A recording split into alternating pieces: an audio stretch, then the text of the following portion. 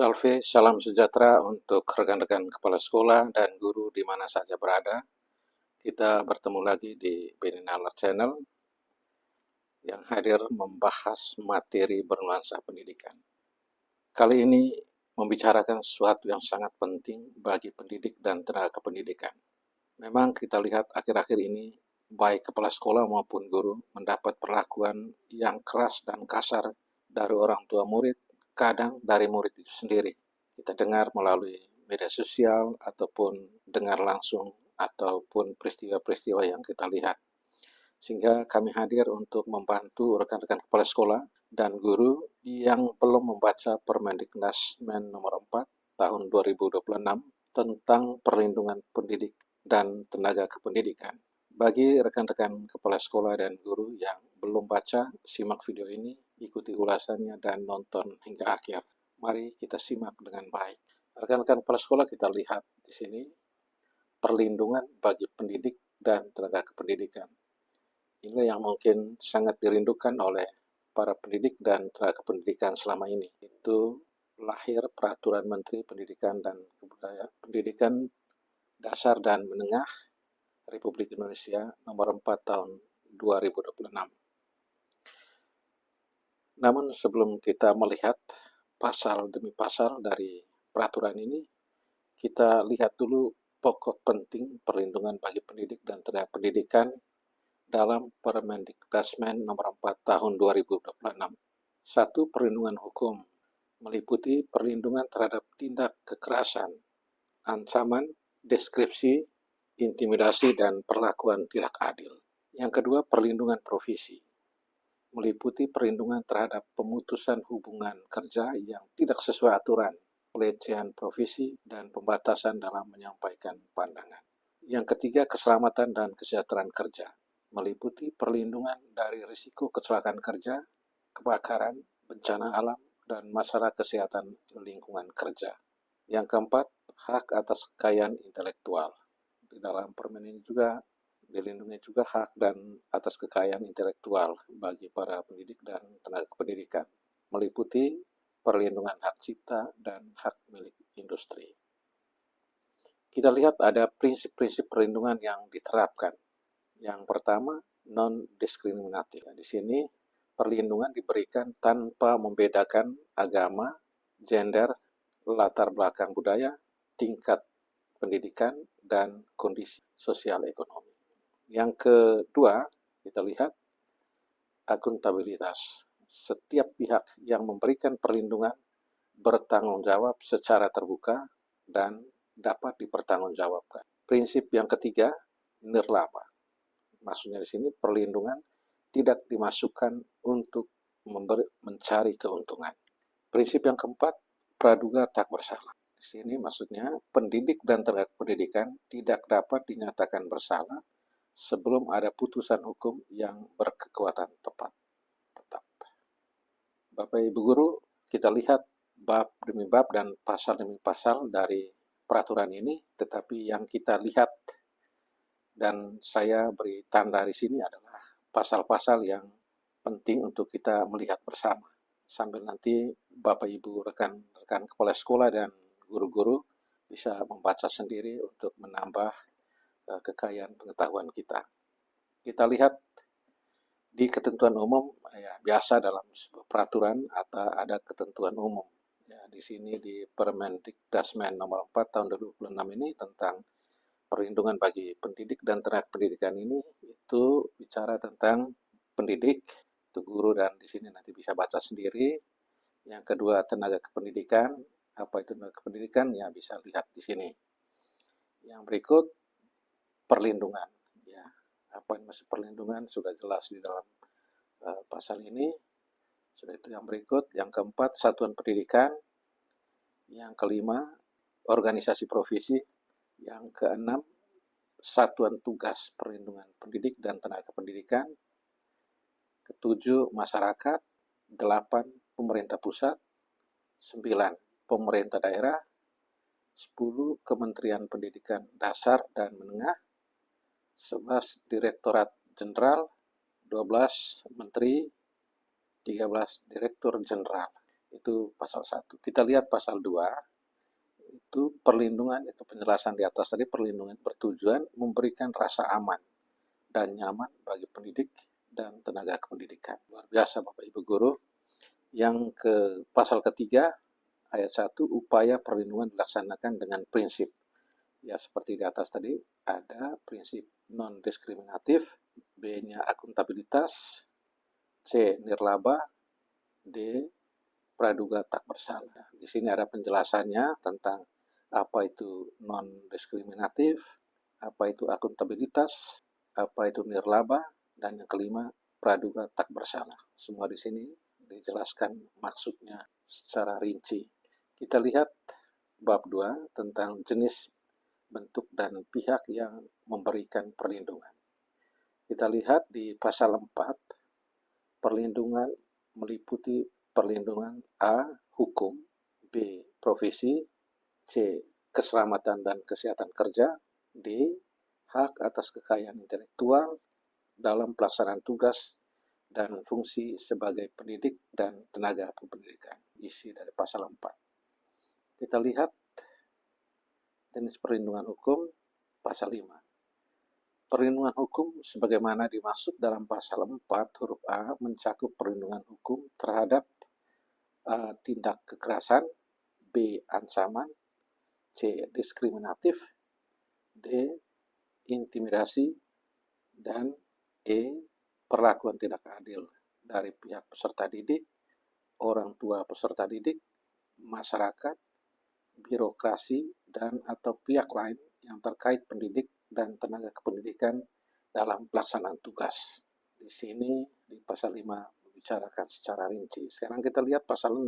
Tindak kekerasan sebagaimana dimaksud dalam pasal 5 huruf A terhadap pendidik dan tenaga pendidikan terdiri atas A. kekerasan fisik, B. kekerasan psikis, C. perundungan, D. kekerasan seksual, E. kebijakan yang mengandung kekerasan, F. bentuk kekerasan lainnya. Di ayat 2-nya bisa baca sendiri. Pasal 7 juga tentang kekerasan fisik, bisa kita lihat sendiri. Dan pasal 7 ayat 2, kekerasan fisik sebagaimana dimaksud pada ayat 1 terhadap pendidik dan tenaga pendidikan berupa A. penganiayaan, B. perkelahian, C. eksploitasi ekonomi melalui kerja paksa untuk memberikan keuntungan ekonomi bagi pelaku, D. pembunuhan, perbuatan lain yang dinyatakan sebagai kekerasan fisik sesuai dengan ketentuan peraturan perundang-undangan. Kita lihat pasal 8 itu tentang kekerasan psikis. Di sini ada apa yang termasuk kekerasan psikis itu. Lalu kita lihat jenis dari kekerasan psikis itu. Yang pertama A. pengucilan, B. penolakan, C. pengabaian, D. penghinaan, E. penyebaran rumor, F. panggilan yang mengejek, G. teror, H. dipermalukan di depan umum, I. pemerasan, dan C. perbuatan lain yang sejenis. Baik Bapak Ibu, kita lanjut pasal 9, kita baca sendiri, pasal 10, lalu kita lanjut ke pasal 10 ayat 2. Kekerasan seksual sebagaimana dimaksud pada ayat 1 terhadap pendidik dan tenaga pendidikan berupa A. penyampaian ujaran yang mendiskriminasi atau melecehkan tampilan fisik, kondisi tubuh, dan atau identitas gender. B. perbuatan memperlihatkan alat kelamin dengan sengaja. C. penyampaian ucapan yang memuat rayuan, lelucon, dan atau siulan yang bernuansa seksual. D. perbuatan menatap, mengirim pesan, lelucon, gambar, foto, audio, dan atau video bernuansa seksual. E. perbuatan mengambil, merekam, mengedar foto, dan atau rekaman audio, dan atau visual pendidik dan tenaga pendidikan yang bernuansa seksual. F. penyebaran informasi terkait tubuh dan atau pribadi pendidik dan tenaga pendidikan yang bernuansa seksual. G. perbuatan mengintip atau dengan sengaja melihat pendidik dan tenaga pendidikan yang sedang melakukan kegiatan secara pribadi. H. Perbuatan membujuk, menjanjikan, atau menawarkan sesuatu kepada pendidik dan tenaga pendidikan untuk melakukan transaksi atau kegiatan seksual. I. Pemberian hukuman atau sanksi yang bernuansa seksual. J. Perbuatan menyentuh, mengusap, meraba, memegang, memeluk, mencium, dan atau menggosok bagian tubuhnya pada tubuh pendidik dan tenaga kependidikan. K. Perbuatan membuka pakaian pendidik dan tenaga kependidikan. L. Pemaksaan terhadap pendidik dan tenaga kependidikan untuk melakukan transaksi atau kegiatan seksual. M. Percobaan perkosaan. N. Perkosaan terhadap penetrasi dengan benda atau bagian tubuh lain alat kelamin, selain alat kelamin. O. Pemaksaan atau perbuatan memperdaya pendidik dan tenaga pendidikan untuk melakukan aborsi. B. Eksploitasi seksual. I. Perbuatan lain yang sejenis. Itu jenis kekerasan seksual. Sekarang kita lihat lanjut ke pasal berikutnya yang lain. Bapak Ibu mereka bisa apa itu diskriminatif, bentuk diskriminatif, semua sudah ada di dalam ini. Sampai dengan pasal 14. Sekarang kita lihat di pasal 15. Perlindungan profesi sebagaimana dimaksud pada pasal 4 huruf B mencakup perlindungan terhadap A. Pemutusan hubungan kerja yang tidak sesuai dengan ketentuan peraturan perundang-undangan. B. Pemberian imbalan yang tidak wajar dan atau tidak sesuai dengan perjanjian kerja. C. Pembatasan dalam penyampaian pandangan. D. Pelecehan terhadap profesi dan atau E. Pembatasan atau pelarangan lain yang dapat menghambat pendidik dan tenaga pendidikan dalam melaksanakan tugas dan peningkatan karir. Kita lihat jenis perlindungan di pasal 16, perlindungan keselamatan dan kesehatan kerja sebagaimana dimaksud dalam pasal 4 huruf C, mencakup perlindungan terhadap risiko. A. Gangguan keamanan kerja. B. Kecelakaan kerja. C. Kebakaran pada waktu kerja. D. Bencana alam. C. Kesehatan lingkungan kerja. Dan atau F. Risiko lain terkait dengan keselamatan dan kesehatan kerja. Kita lihat jenis perlindungan hak dan kekayaan intelektual di pasal 17. Perlindungan hak atas kekayaan intelektual sebagaimana dimaksud dalam pasal 4 huruf D berupa perlindungan terhadap A. Hak cipta, B. Hak milik industri. Itu perlindungan hak atas kekayaan intelektual. Kita lihat, baca sendiri yang lain. Kita masuk ke pasal 18. Ayat 1, perlindungan dilakukan dalam bentuk advokasi non-litigasi yang meliputi A. Konsultasi hukum, B. Mediasi, C. Pemenuhan dan atau pemulihan hak pendidik dan tenaga kependidikan. Kita lihat penjelasan dari pasal 18 ayat 1, konsultasi hukum, ada penjelasannya, mediasi seperti apa, litigasi seperti apa. Kita bisa baca dengan jelas di dalam pasal 18 ini. Kita masuk di pasal 19 ayat 1, perlindungan sebagaimana dimaksud dalam pasal 2 merupakan kewajiban. A. Pemerintah pusat, B. Pemerintah daerah, C. Masyarakat, D. Organisasi profesi, dan atau E. Satuan pendidikan. Ya. Di ayat 2-nya, dalam melaksanakan kewajiban perlindungan sebagaimana dimaksud pada ayat 1, pemerintah pusat, pemerintah daerah, dan atau organisasi profesi, dan atau satuan pendidikan sesuai kewenangan masing-masing harus A. Menyediakan sumber daya, B. Menyusun mekanisme pemberian perlindungan melalui Satgas Perlindungan yang dibentuk sesuai dengan ketentuan peraturan perundang-undangan yang berlaku. Ya, itu tentang itu kan kita lihat di pasal 20 Bapak Ibu. Tugasnya. Tugas Satgas Perlindungan A. Menyusun program kerja tentang pelaksanaan perlindungan. B. Memberikan advokasi non-litigasi. C. Melaksanakan sosialisasi kebijakan dan program perlindungan. D. Memberikan penyuluhan hukum terkait dengan perlindungan. C. Melakukan koordinasi dan atau kerjasama dengan masyarakat, organisasi profesi, dan atau pihak terkait lainnya. F. Menerima dan menindaklanjuti pengaduan terkait perlindungan. G. Menerbitkan keputusan hasil advokasi non-litigasi. H. Melaksanakan pemantauan dan atau evaluasi terhadap program perlindungan yang telah dilaksanakan.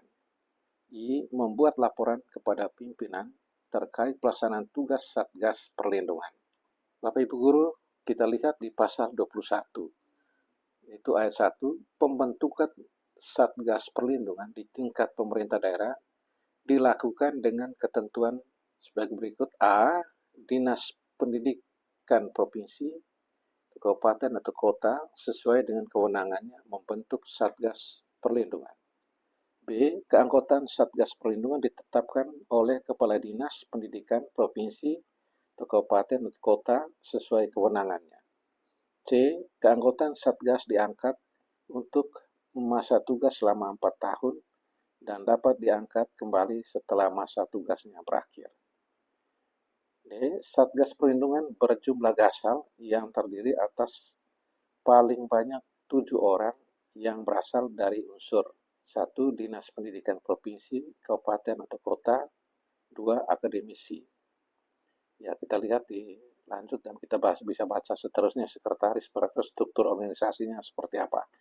Kita lihat di pasal 22, pembentukan Satgas Perlindungan di tingkat kementerian dilakukan dengan ketentuan. A. Kementerian melalui Direktur Jenderal membentuk Satgas Perlindungan. B. Keanggotaan Satgas Perlindungan ditetapkan oleh Direktur Jenderal. C.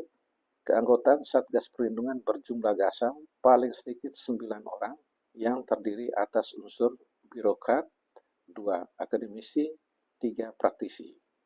Ya, kita lihat ada sekretaris Satgas, dan kita lihat di pasal 23 pembentukan Satgasnya seperti apa, dan kita lihat di pasal 24. Keanggotaan ayat 1-nya, keanggotaan Satgas Perlindungan dapat berakhir dengan ketentuan. A. Habis masa tugas. B. Meninggal dunia. C. Mengundurkan diri. D. Dikenal sanksi pidana berdasarkan putusan pengadilan yang telah memperoleh kekuatan hukum tetap. E. Dijatuhi hukuman disiplin berat bagi aparatur sipil negara. F. Pindah tugas atau mutasi. G. Berhalangan tetap yang mengakibatkan tidak dapat melaksanakan tugas dengan baik. Ya, kita lihat lanjut yang berikut di pasal 26, bentuk pencegahan sebagaimana dimaksud dalam pasal 25 berupa A. Sosialisasi, B. Bimbingan teknis. Di pasal 26 ayat 2-nya, sosialisasi sebagaimana dimaksud pada ayat 1 ini, huruf A, itu bertujuan untuk memberikan pengetahuan dan pemahaman keseluruhan ketentuan peraturan perundang-undangan terkait perlindungan kepada pendidik dan tenaga kependidikan. Setelah itu nanti ada bimbingan teknis di ayat 3-nya. Kita lihat di model pengaduannya, di pasal 27. Pengaduan meliputi A. Pihak yang melakukan pengaduan. B. Penyampaian pengaduan. C. Penanganan pengaduan. Dan D. Kemitraan. Baik Bapak Ibu, kita lihat pasal 28-nya. Pihak yang melakukan pengaduan sebagaimana dimaksud dalam pasal 27 huruf A terdiri atas A. Pendidik atau tenaga pendidikan yang bersangkutan. B. Keluarga dari pendidik atau tenaga pendidikan yang bersangkutan. C. Sekelompok pendidik atau tenaga pendidikan yang mempunyai kepentingan yang sama. Atau D. Pihak lain yang diberi kuasa. Ini syarat untuk pengaduan Bapak Ibu di pasal 28. Sekarang kita lihat pasal 29, kita langsung ke ayat 2-nya. Surat pengaduan sebagaimana maksud pada ayat 1 paling sedikit memuat A. Identitas pengadu berupa formulir yang berisi data 1. Nama lengkap. 2. Nama dan alamat instansi atau unit kerja. 3. Jabatan. 4. Nomor telepon atau gawai pengadu. 5. Nomor telepon atau gawai unit kerja. 6. Alamat surat elektronik, surel, pribadi. 7. Alamat rumah sesuai kartu tanda penduduk. Dan 8. Alamat domisili apabila berbeda dengan alamat rumah. Yang berikut B-nya salinan kartu tanda penduduk pengadu yang masih berlaku. C. Kronologi meliputi peristiwa. 1. Peristiwa atau kejadian. 2. Tempat dan waktu kejadian. 3. Pihak yang terlibat. 4. Saksi. Itu yang harus dimuat dalam laporan itu. D-nya alat bukti awal berupa 1. Salinan dokumen pendukung yang berhubungan dengan peristiwa atau kejadian.